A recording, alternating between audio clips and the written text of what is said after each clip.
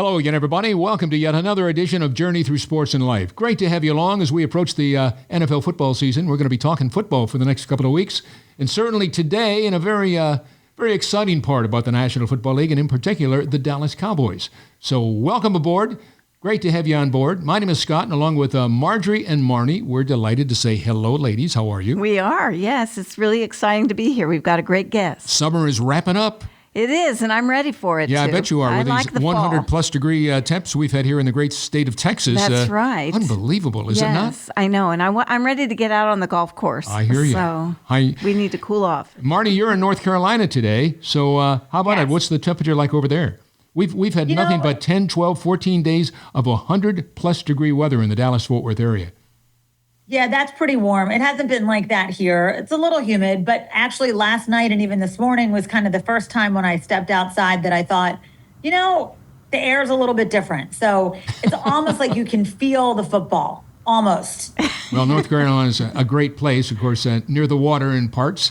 And so, of course, we are delighted to have you on board, even though you're there and not here in the studio with us today. So I know. I'm so sorry that I'm not with you guys today. Well, I know you're ready for the football season. As we've said many times, your grandfather, the former owner of the Philadelphia Eagles, this is always an exciting time for you, is it not?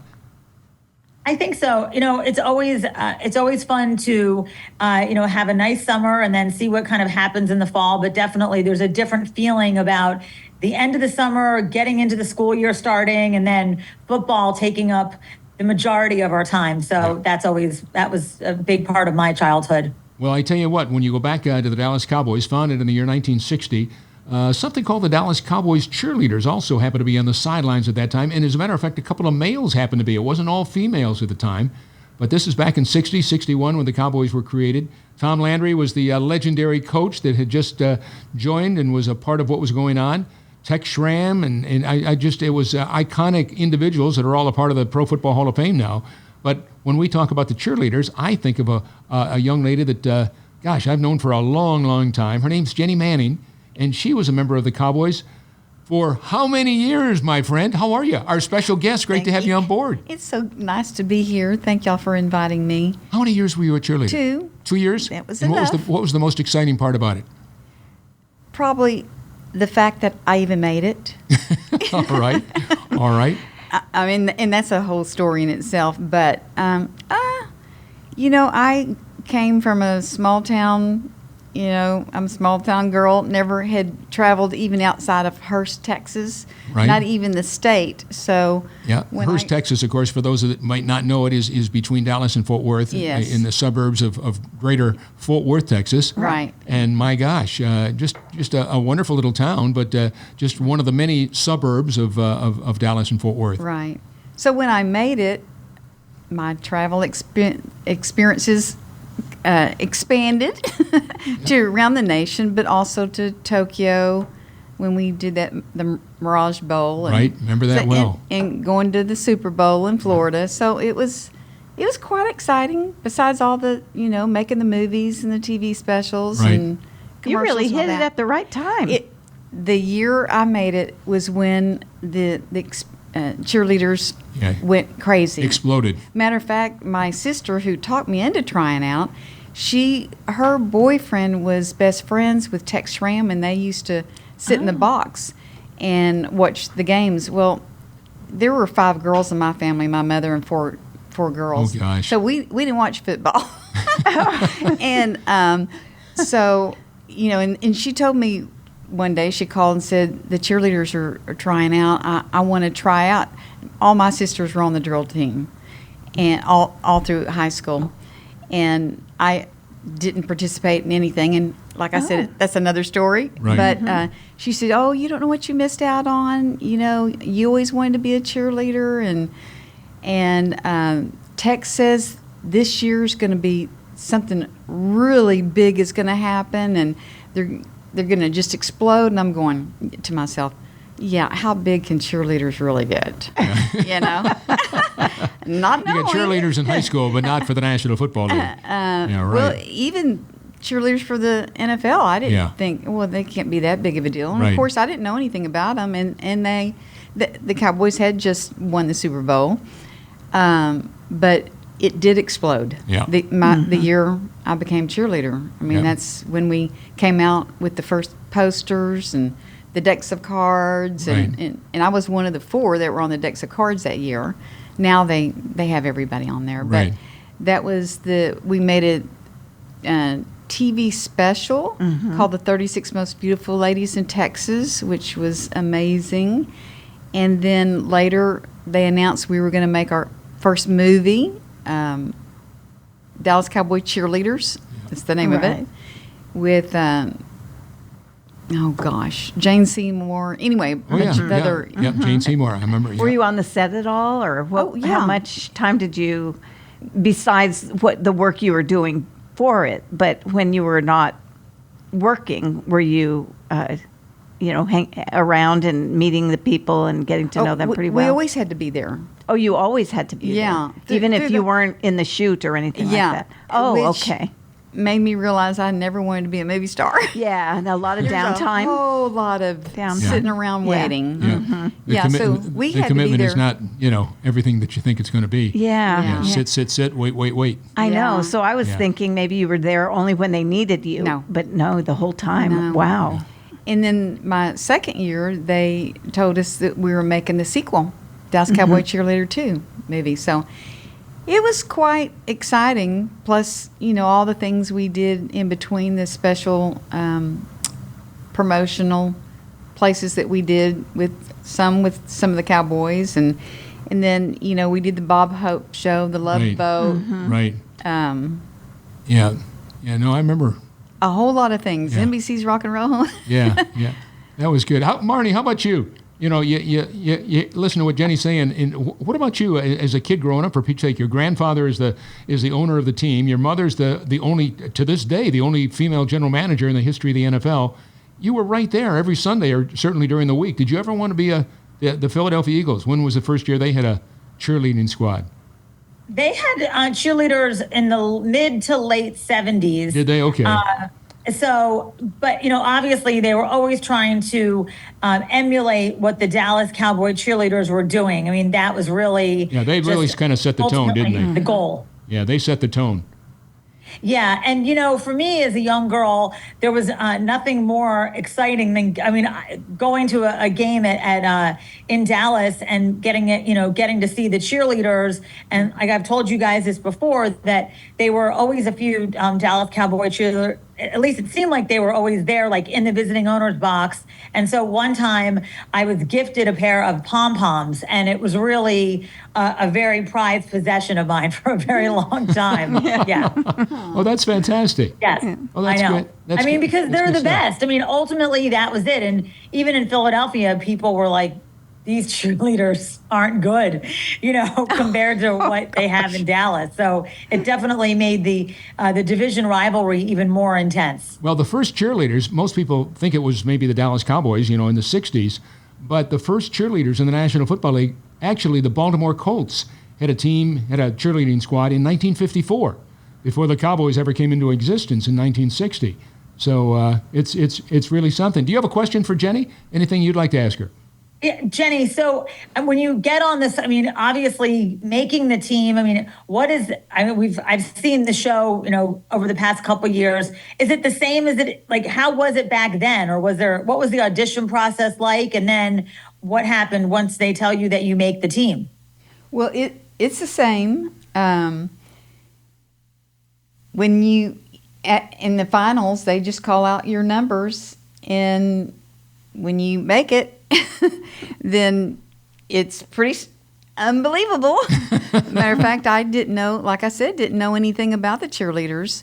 And so when they called my number out, which is what they did, well, I was so excited about all the other girls making it, because they had dreamed all their life and prepared for many years to be a cheerleader. Decades, huh? And I hadn't. Again, I didn't have a dream to be a Dallas Cowboy cheerleaders. I didn't even know they existed.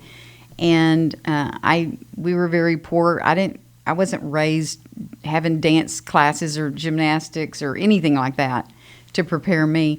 So I never even thought for a nanosecond that I would make it. So I was so excited about these other girls. And when you'd hear their numbers, you'd hear a girl scream and jump up and run to the front and everybody clap. And so when about 3/4 of the way, when they called out my number, y'all, I know Tears coming to your eyes, and No, I know this sounds crazy, but I didn't answer. I didn't know it was me. And they called my number out 3 times, and I still did not. And everybody was looking around, and I'm sure they were thinking, what crazy girl would leave, before the... Anyway, they finally said, is Geni McKelvey here? And I...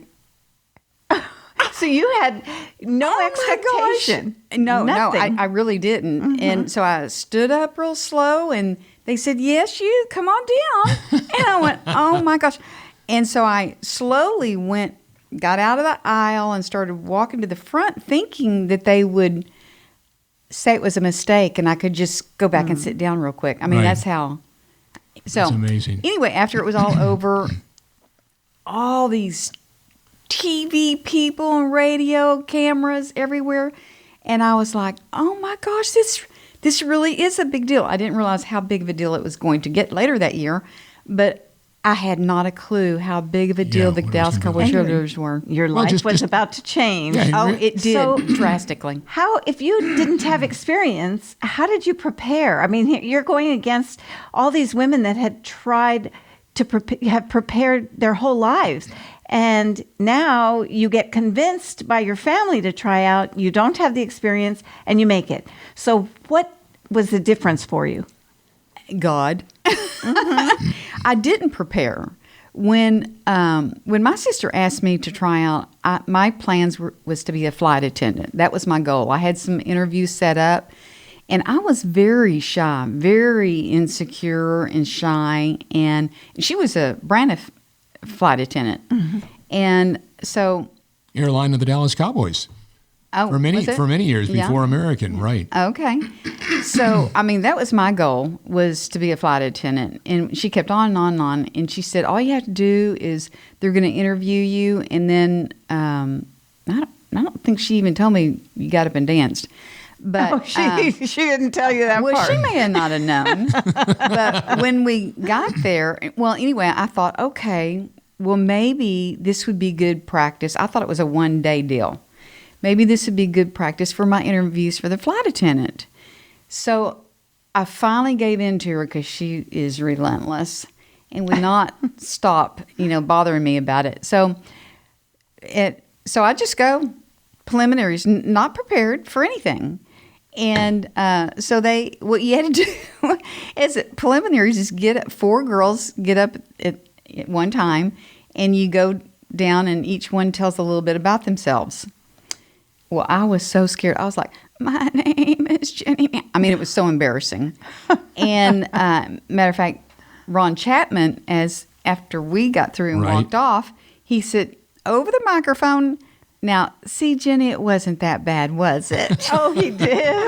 Oh, my gosh. That was even more embarrassing. But anyway, after we did that, we stepped back and then danced to a disco song. Oh, gosh. That was preliminaries. So that was it. And you just like impromptu dance, no preparation. No, you just kind of do what you think. Disco dance. Wow. And they told us at the end of the day that they would send us everybody a letter and telling them whether they didn't make it, or how they did, or come back to semifinals. And I'm going, semifinals? Well, no big deal. I'm not going to get asked back for that. So I went on with my life, and then about a week later, there's a letter, and I went, oh, yeah, we're supposed to get a letter. Okay. I didn't make it. So I opened the letter, and they were asking me to come back to semifinals. Well, I was shocked, and I called my sister Cindy and said, hey, did you get your letter? I thought for sure she would have, because she was on the drill team for 3 years. And she said, I got my letter, but they didn't ask me to come back. And I went, oh, gosh. Oh, my gosh. And she wanted this so bad. And it was a problem for a few years because I became famous. And she had all the attention back then. But anyway. Do you talk to this day? Yeah, we do. But I can tell. They're still a little bitterness there. Really? Wow. Yeah. Well, to be a Dallas Cowboys cheerleader, I mean, that's pretty big stuff. The whole concept of what made me think what made me think to, have you was in. I'm trying to think. Was it 3 days ago? They had the Dallas Cowboys cheerleaders on the Today Show on NBC. Yeah, right. And and I thought, oh my gosh. Yeah. Let's get a hold of Geni. We ought to do a show on that because, I mean, they're iconic. And certainly this time of year when everybody's practicing, everybody's trying out, everyone is looking to get that letter, hey, you're still a member of the squad, semifinals, finals, whatever it might be. And it's really something. They're as much a part of the team, really, as some of the players. Yeah. And so Yeah, were the semifinals closed? Like she couldn't go watch you compete for the... Okay. No. Everything's exclusive with them in private. Yeah. So I go back to semifinals not knowing what I was going to need to do. So obviously, again, I wasn't prepared. And they tell us we're going to be judged by learning a dance and then performing it afterwards, the group. Okay? And I thought, well, that's not that big of a deal. I'm a good dancer. I can follow pretty good. And then they said we were going to have to do kicks and splits. And I went, well, okay, that's it. Because I had never had a reason to do kicks, ever. And the last time I did splits was when I was in elementary, maybe my 7th grade year. And I thought, well, that's the end, which is fine. It's not why I came here. And but when I got up to do the kicks and splits, that was the first miracle I realized later, that my kicks were good, and I went about that far down in the splits, which was a total miracle. And I thought, well, still, these girls, I'm telling you, they were so talented and been cheerleaders, drill team, dance, all kinds of stuff. I thought, well, there's no way they're going to ask me back to finals. Same thing. We'll send you a letter. So I leave, not thinking anything about it. It was a great experience. It was really stressful, but I'm glad it's over. Get the letter, and they're telling me to come back to finals, which, again, I'm shocked. But now they say that I have to come back with a choreographed dance that I make up and perform it. Really? Well, I said, okay, that's it. I'm not doing it. I'm not going forward. And I told my sister and whoever else knew. I'm not sure that anybody really else knew. But my oldest sister heard about me trying out and heard that I was not going to go back to finals because of that reason. And she was the lieutenant on the drill team and used to make up all the dances for the drill team. Plus, she had dance aerobic classes and stuff. And she said, I'll make up a dance for you. And I said, no, I can't do that. I cannot. I just can't do that. Well, she called back a couple of days later and said, I've got a song it's the Hawaii 5-0 theme song. And I've got a really cute dance for it. And I said, no, Vicki, I can't do this. And she said, just come over and look. So I did. And it was really cute. And I decided to go ahead and do it. So I practiced that, go back to finals. We did that. Plus, we had it was the first year they had a test on football. Oh, and really? The players and everybody failed. So they made a new rule about you had to know about football and stuff. And we had a personal interview with Suzanne, the director at the time, and then was judged learning a new dance and all that. Could you see others dancing, or was each dance performed privately? No, it was... You could see everybody what they were doing? Yes. Yeah. And about how many girls, roughly? In the finals, I'm not sure. There were 2,500 that tried out that year. 2,500? 2,500, and only 36 got selected. So I don't know how many were in the finals. The room, it was in the Cowboys Club, and it was packed. Full. It was full. So anyway, that's unreal. So, what was it about your relationship with your sisters that they were so encouraging and wanting you to do this, even though you didn't have the background? Well, that's the story I was going to tell you about. I was the youngest of 4 girls. We were all a year apart. And my mother and dad divorced when I was 18 months old, so I never remember my dad. And my sisters were all very pretty and popular, and I wasn't pretty. And I was kind of not the black sheep of the family, but I think because my mother had such a hard time raising us, because she never received child support, ever. And trying to raise 4 daughters back then, women didn't get paid a whole lot. Right. So she was bitter, very stressed out. She was a perfectionist. She cared about what people thought about her and her daughters. So she was very critical. I never heard my mother give me any kind of compliment or praise or anything. So I was Even after you made the cheerleaders? Oh, no, it changed. Okay, later. Uh-huh. Yeah, and so it was sad. And then as I got older, I was this perfect little girl until I hit my teens. And it just didn't go well for my mother and I. And I decided I needed to leave home. And so at the age of 15, I left home, got an apartment with my best friend who was 21 years old and had a daughter herself. And I realized I couldn't make this on my own without working. So I chose to leave school at age 15 and get my GED, go to Fort Worth School of Business, and I was going to be a legal secretary, at that point.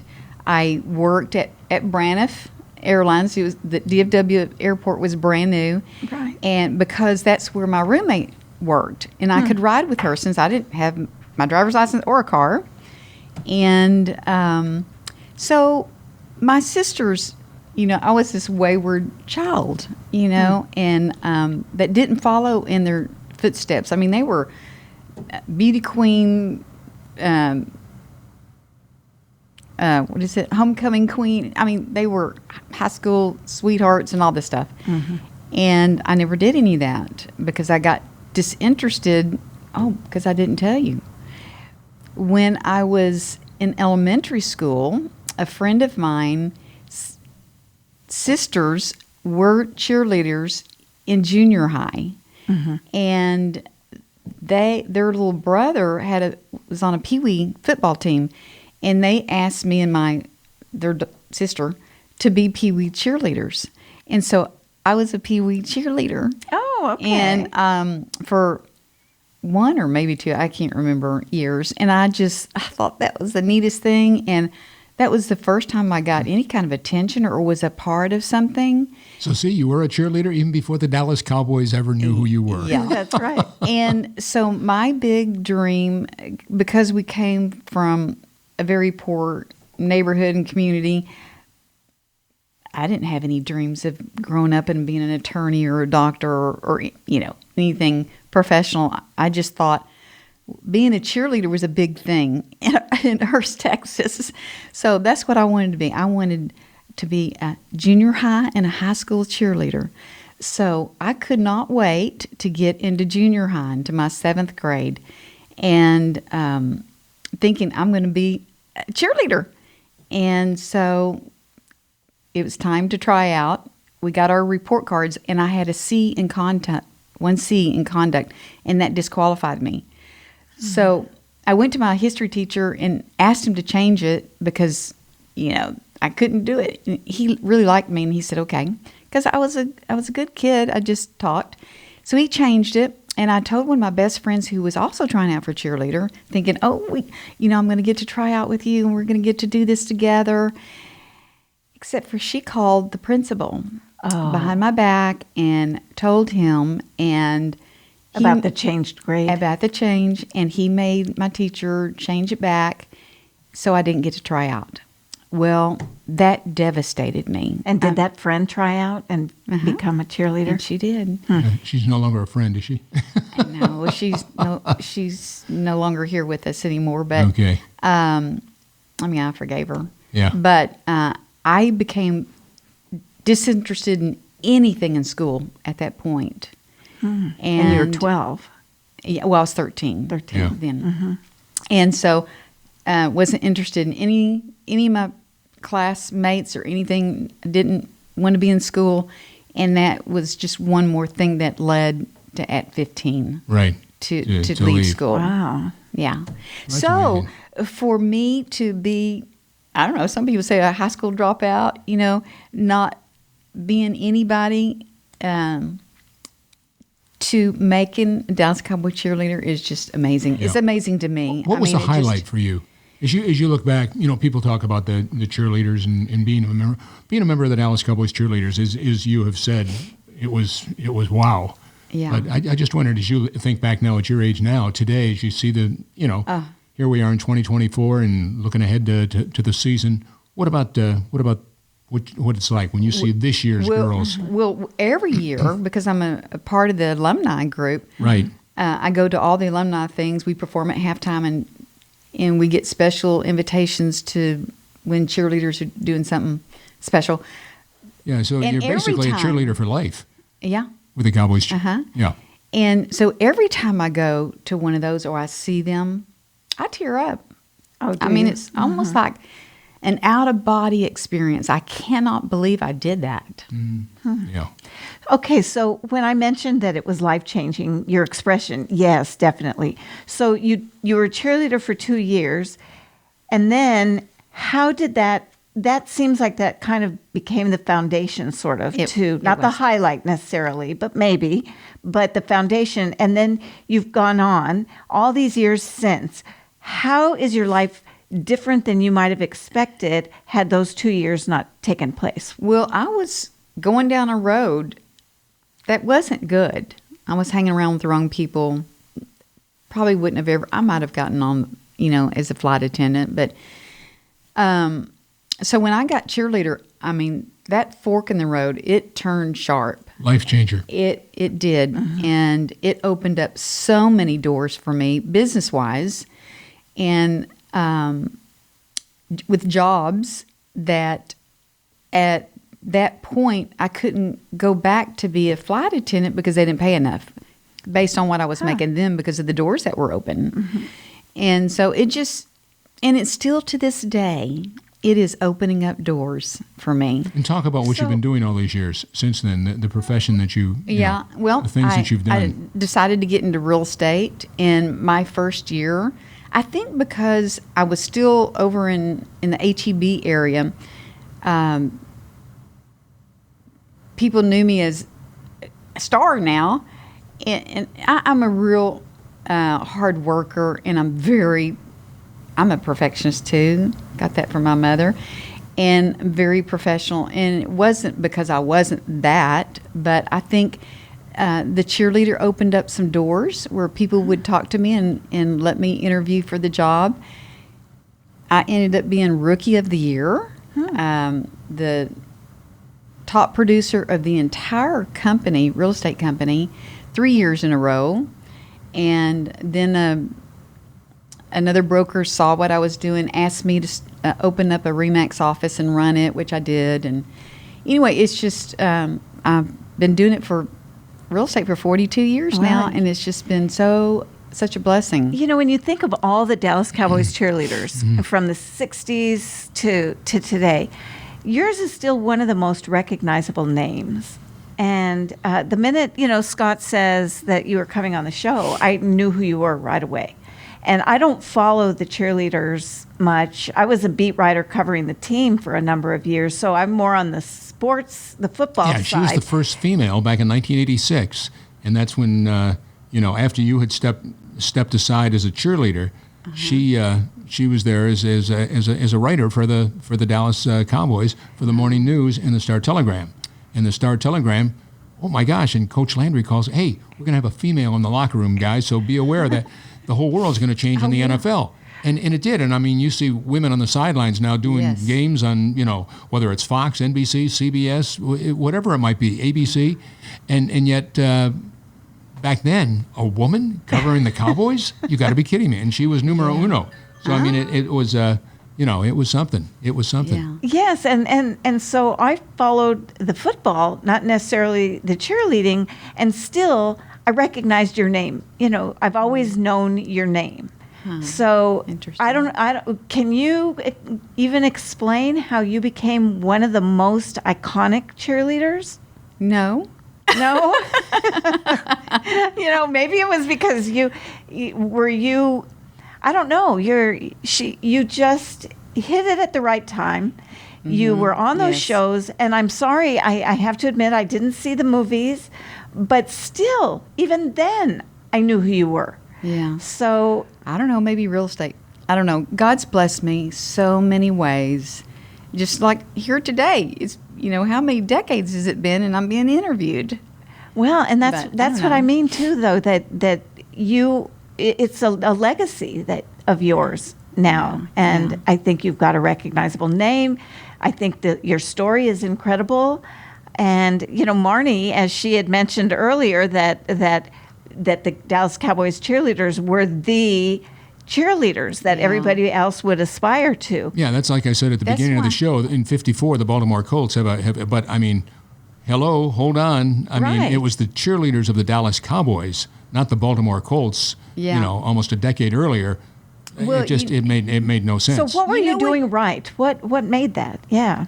Well, I was going to say, when they the cheerleaders come out and it's announced is the Dallas Cowboy, America's Sweethearts. Yeah, America's Sweethearts, often right. imitated but never duplicated. Right. Mm-hmm. Yeah, and that's exactly what they said. Often imitated but never Every duplicated. time That's they exactly go right. out. Yeah, they were and of course on Thanksgiving Day, my gosh, everybody's gathered around with their family and friends on Thanksgiving Day, cutting the turkey. And what are you watching? You're watching the Dallas Cowboys play football. Right. I mean, I remember as a kid watching the Cowboys on, I can't recall. Then you see the cheerleaders. Yeah, I can't recall a single Thanksgiving when we didn't have the Cowboys right. on. And watch the cheerleaders as well at halftime. Exactly. Right. Yeah, it became part of the tradition. Marnie, jump in here. So what do you think is like that secret ingredient? There's something so unique about what the Dallas Cowboy cheerleaders bring and what they offer us fans. Like, what is that? Is it just like there's something magical? So is there anything that you think might make it why it's so special? And each year it's gotten, playing off what Marnie said, each year, I mean, here we are in 2024, and you were back there in the 70s, the 80s, for Pete's sake. I mean, it's still here. I mean, that's like half Dolly a century Parton later. was a Dallas Cowboy cheerleader just a few months ago for the Thanksgiving football game. So it makes a big impact when Dolly Parton is dressing up as a That's Dallas Cowboy exactly cheerleader. right. She was in her I outfit. just think it's because they expect excellence in everything. You're talking about the organization, the Cowboys. Organization, Right. and with the cheerleaders. Yeah. I mean, we have to look perfect. We have to be able to speak. I mean, we went to Dale Carnegie, how to influence really? people and all that. My first year, we all had to go. So it's the uniform has to be. I mean, they inspect. You come in and they inspect everything, every little piece of your uniform, your hair, your makeup. I remember my first year. They told me, they said there's 65,000 fans out there and then millions other watching. We want a different girl for everybody. So the director told me, let my hair grow out because it looked like Farrah Fawcett's, which I loved. And she said, that's out. Get rid of it. She said, don't wear as much makeup. I want your freckles to show because you're going to be the all-American girl. Oh. So, they're just, I mean, every detail about the dances have to be perfect. Kick lines, everything. So I just think it's an overall theme of being excellent. And it's become a part of your life, isn't it? Yeah. I mean, you go to your grave today or 30 years from now, she was a cheerleader. It was a major part of your life. I'm still getting introduced as a cheerleader. Yeah. And I'm going, former. So you said you were shy, I was. it seems like that would be a difficult platform, all this exposure for somebody shy. So how did you handle that? How did you overcome it or handle Well, sometimes still am shy, believe it or not. A lot of times when we were doing these things, making the commercials, the TV shows, and having all these movie stars and all the girls would run up. They always wanted to be, right there in front of the cameras. I always kind of stood back, just shy. I guess that's what you'd call it. And then I believe with all my heart that it was God that allowed me to be this cheerleader for 3 reasons. When I first made it, and I was driving down Highway 183 thinking right after the finals, how did this happen? I was trying to wrap my head around it. How did I do this? And then it dawned on me, I didn't do it. Mm-hmm. It was God that made this all happen. I just started bawling. Oh. And I thought He gave me that childhood dream of being a cheerleader. So 7th grade, it wasn't time. The time was later. Mm-hmm. And he did it in a much bigger, better way. Right. Which I'm glad of that. And then it was until I was in my late 20s, I felt a call from God to go speak. And I'm going, God, I'm not a speaker. I'm shy. I stutter. I can't do this. And He said, yeah, you are. Get up and start writing. It was 3 o'clock in the morning. And so I became a national speaker, giving my testimony, kind of what I told you today, my childhood, how I made it, what it's been like since, and what all God has done for me. Wow. So, and then I realized in my mother, she didn't think a whole lot of me, for many years. But when I became a cheerleader, she was so proud of me. Mm-hmm. She was a cheerleader in high school. So she was, she'd always tell everybody. I'd go somewhere with her and they'd go, oh, is this the daughter that's the cheerleader? So she'd been talking about me. So I think, and it wasn't until I was writing her eulogy that it dawned on me God did it for her too. Oh, well, that's very beautiful. Cool. Yeah, very cool. Yeah. Beautiful. Very cool. And I know she prayed for me for many years. Mm-hmm. I can see it chokes you up right now. Mm-hmm. Yeah. Very cool. Very meaningful. Very cool. Yes, most meaningful. So 3 reasons. Yeah. Did she ever see you at the stadium in person? Not in person. I just wondered if she ever saw one game in person. No. Saw you. No. But always watched on TV, obviously. Yeah. Mm-hmm. Mm-hmm. Oh, Jenny, that's very cool. So you mentioned that you're driving down 183 and you're wondering about how that happened. At that point, when you had completed in the final, competed, and now you're waiting to find out if you made it, at that point, did you want to make it? You hadn't really cared that much along the way, but when it came to announcing if you made it or not, did it matter? That first year you're talking about. Yes. Yeah, that day, the finals. Yeah. Well, when all those camera people, everybody came around and went, oh my gosh. Crazy TV news people, what huh? What did I get myself into? And I don't think it had sunk in yet. And I really still didn't know that much about the cheerleaders, what they had done in the past. Right. And I didn't know what was going to happen that year. So when I was driving down 183, I didn't know, what the future was going to hold. All I knew is I just got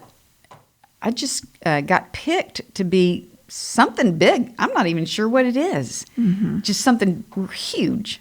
Yeah. Yeah. So tell us about a time. You said you were in a small town. You hadn't really left town. You become a Dallas Cowboys cheerleader at one of the one of the best times to be one. And now all of a sudden you find yourself in Tokyo and other places around the world. So what was a moment that you can recall when you were somewhere and you just couldn't believe that this was you, that I am here? How did my life become I this? thought that all the time. All the time throughout the whole experience. Yeah. Wow. Yeah, a lot of pinching. Holy cow, look at this. Here I am. There. But, it was hard. It was hard work, long hours. We didn't have a life, really.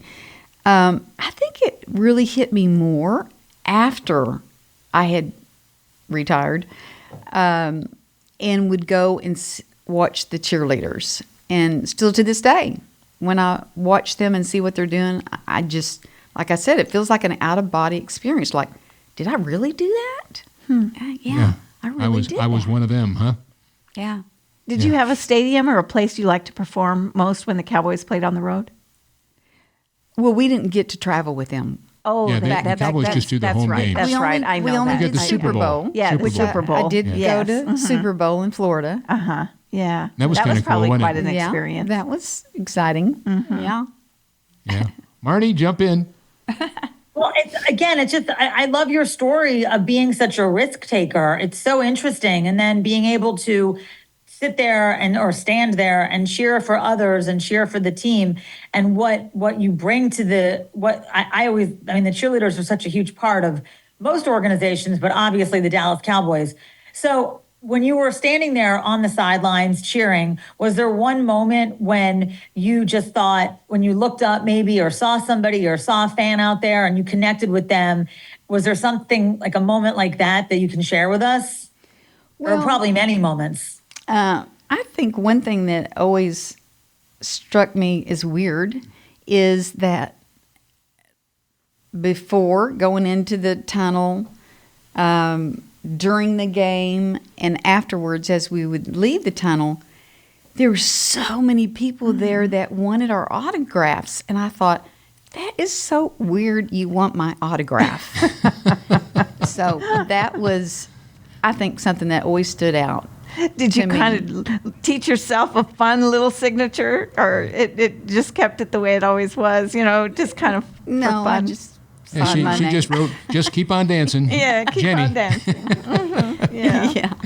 Yeah, that would be, what a thrill. Yeah. Yeah. And when we do, promotional things, appearances and, people, and still to this day, we do some things as an alumni and they want our autographs. Yeah, I'd like you to talk about that, to share with Marnie and Marjorie, but certainly with our audience, about here you are all these years, decades later, and yet you're still involved. You're still a part of, quote unquote, the team. Uh-huh. So tell us about some of the things that you do as an alum. Well, And isn't there a Dallas Cowboys Cheerleaders Alumni Association or something Yeah, like that? that is Isn't it. Yeah, that's Yeah, what I thought. that's Because I've what done I'm a couple of emceed or, a couple of events for them. events. yeah, and it's controlled by the Cowboys organization. Right. It's part of that. So some of the things we do, we perform at halftime one time a year. And it used to not be every year, or special occasions we'd perform. There's like golf tournaments or charity events. We'll do things. I've gone to senior living places, and like a few of us, probably about 10 of us, maybe, and do a little dance or talk to the seniors and things like that. Yeah, just giving back, making Yeah. a difference. Right. Yeah, Right. good stuff. Good stuff. Did you ever want to be a cheerleader? Well, You're asking all these questions of Jenny. I thought, Well, oh my I'm gosh, have we got a hidden fascinated. cheerleader, a wannabe right here in the room? I was a cheerleader when I was a kid. Well, and look at yeah. And Marnie, were you a Marnie, cheerleader? she looks like she could have been a cheerleader. Well, not a Dallas Cowboy cheerleader, but I Well, no, yeah, for me But either. I don't think I had the dance skills or the physical appearance for it. But yes, I always loved to. Like I said, that was the highlight of our trip to our 1 year trip to Dallas, Dallas, was yeah. to see the cheerleaders for sure. Yeah. Yeah, Football no, was when fun, I but dance, I cheerleaders look were the like best. Lucy trying to get into Ricky's act. Yeah. Oh, that's funny. Yeah, never that- going the right way. That's where the expression "way too much information" came from. But I was homecoming queen. Does that Oh, count really? for Oh, anything? really? Yes, that's a big They- deal. Yeah, day. they sent her home.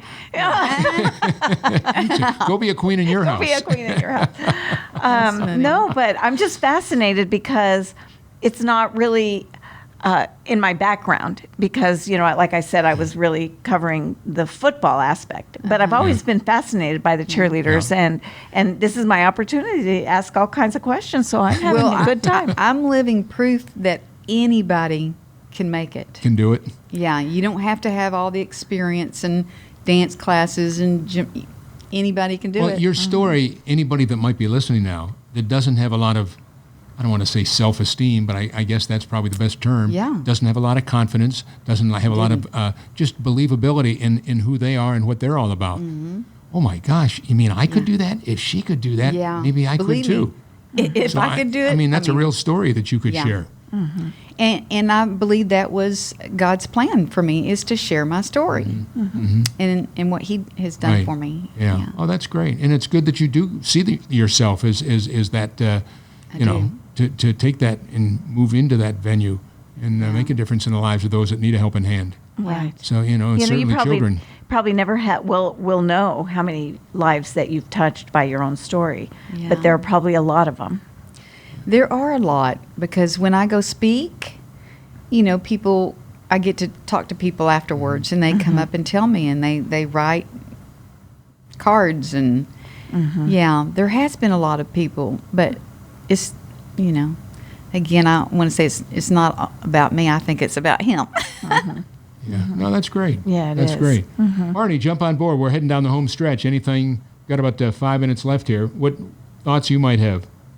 And I think I love your story. I just love your story of getting out there and trying something and making it happen for yourself, and then taking all the skills that you learned on the field and then putting them forward. So what are you doing today? You're still in the real estate business. Like, what are you doing now aside from getting to, go out and do a lot of philanthropy for the Dallas Cowboys? And of course, without doing, most importantly, doing this hour-long show here. That's her most important thing. Yes. Yeah. Well, I am a certified divorce specialist, and I've written 6 real estate books, and one of them is on divorce. So I really care about helping those less fortunate or going through a crisis or a major change in their life. I'm also a certified probate expert, so helping families get through that phase and selling the estate and that sort of thing. Senior real estate specialist. So a lot of things like that. But in the real estate realm, I'm always there to help people. And I don't want to tell anything out of school here or ahead of that, but we've even talked. She's talked to me about doing a podcast about many of those things, and here in the studio, Yes. and sharing her incredible that'd be journey great. of what Yeah. she has done in her life, Yeah. totally apart from sports and what we do. But talking about that, my degree's in psychology, so I was fascinated with some of the things that we've talked about in the past. When we've known each other for years, and I just I thought that she said I'd love to do a podcast or something to share my story and my message with others. So I'm also the Dallas-Fort Worth director of the National Association of Divorce Professionals, and that association has included legal, financial, mental health, and real estate, all 4 industries, to where we collaborate with each other, educate each other and to learn how the divorcee, what they're going through in a holistic way. Wow. So that's taken up a lot of my time to grow that. So. closing thought from you, Marnie. Anything else? Because tell Geni what you do. Tell her about your we have books. a family saying that says, cheering for others makes you a leader, a cheerleader, and you certainly are all that and more. So thank you. Tell her about your books very quickly. I've been writing a series of kids' books kind of based loosely on my life growing up and traveling around and getting to see all these great football cities that have professional football teams. So Football Freddy and Fumble the Dog, Game Day in the USA, and there's 11 books for 11 different NFL cities so far. So I do have the Dallas-Fort Worth one. I'll make sure that, I'll get you one. Yeah. Okay, good. You'd Thank love it. you. You'd love Oh, it. yeah, It's it's a great very series. good. And my Yeah, it's very grandson good. has every copy that she's done so far. And now he wants to live in every city, right? Yeah, exactly. You've got 30 seconds. Go for it. Any closing thought for him? Well, excuse me. I just think this is very fascinating, and your life is fascinating. And I like the fact that you share it with people, because there are a lot of things that you've experienced that people can be inspired by. And I have been, and I want to thank you for joining us. Thank you. I'm so glad I fumbled into that position. Yeah. You notice how she takes the football vernacular there? She fumbled into fumbled this in. position. Yes. I know. That's why my dog is named Fumble. I don't know where he went, but he is named Fumble the dog. That's why you're looking for him, because he's fumbled off here, there, or wherever. And he's looking for food, probably. Thank you, Scott. No, well, thank you. No, we've known each other forever, but I have always had great respect for you for just the reason that you've shown everybody here today what you do, who you are, what you've been, where you've been, and what you are today. And to make a difference in the lives of those that need it most, especially a child, that's as good as it gets. So let us, on behalf of all three of us and our entire audience, say thank you to you for all you continue to do. We really appreciate it. And your stories were great, and knock 'em dead as an alum cheerleader for the Dallas Cowboys. Thank you. Thank you so much. All right. And thanks to all of you as well, as we appreciate it. Geni Manning, our special guest, former Dallas Cowboys cheerleader, and we certainly hope that you've enjoyed the last hour. So for Marnie and Marjorie, I'm Scott. Till next time on Journey Through Sports and Life, stay safe, be well, and remember, here's a good slogan for you. Live your life as a go-getter, but share your life as a go-giver.